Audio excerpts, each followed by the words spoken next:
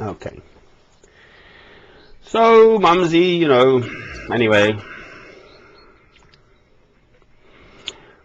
believe it or not, Mr. Keith James Ogilvy McEwen, who was my stepfather for 39 years, had proposed to my mother before she met my own father. And he'd said, yes, of course, because she's a beautiful woman, etc., etc., etc. And mother had said, no. And apparently, as she walked up the aisle, she was still saying, my mother, this is, shall I, shan't I, is this the right man, etc., etc., etc., make up your mind. Anyway, so she did, but a mutual friends then contacted my mother and said, look, Mr. Keith James Ogilvy McEwen, after 5 years of marriage, they had my own parents, right, is basically still waiting for you, woman. And they were married pretty soon. I think that's a wonderful story. God took my own father through a heart attack at the age of 59. He fought on the Somme in the First World War. He was decorated from Kingsland, Norfolk, etc., etc. A very long old family from there. But I think that's rather a wonderful story, somehow.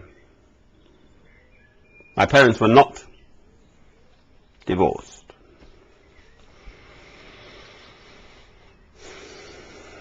God meant it to be that way. That's definitely, absolutely the heart of the matter. He meant things to work out like that. Absolutely. Right? Very important.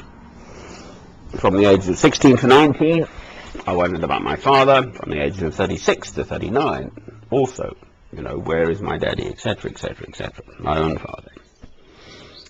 Albeit Mr. Keith James Ogilvy McEwen was a wonderful stepfather. But he was never my own father. That's the way it has been in my personal life. Right. Anyway, so we'd moved up to a small town by Durban in Natal in South Africa, called Pinetown. I remember the address still, number 31 Cunningham Road. Yes, little boys must remember how to get home. Yes, anyway. We were sent to a school called Marist Brothers, which is a Roman Catholic school, really. But anyway, a good school in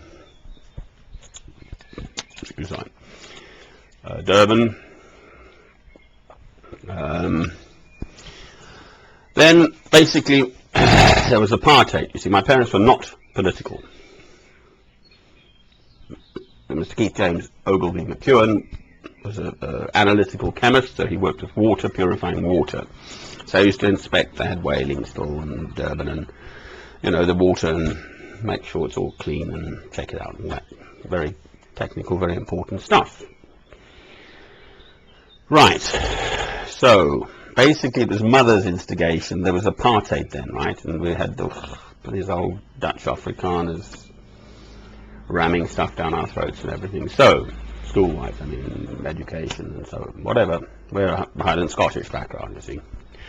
Ancestor, great-grandfather was William Ross, trainer Dr. David Livingstone, missionary from Scotland, etc., etc., etc. Bang, bang, bang, bang. I know all the story, but, you can check it out if you don't want to bother.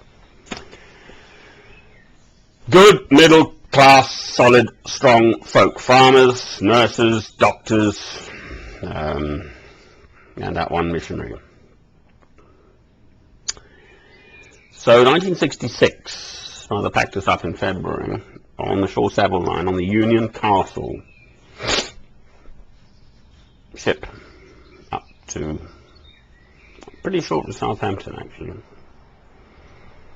We all got thoroughly sick in the Bay of Biscay.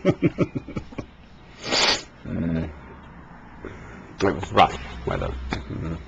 Little boys, I was 9, my brother was, 12, 13.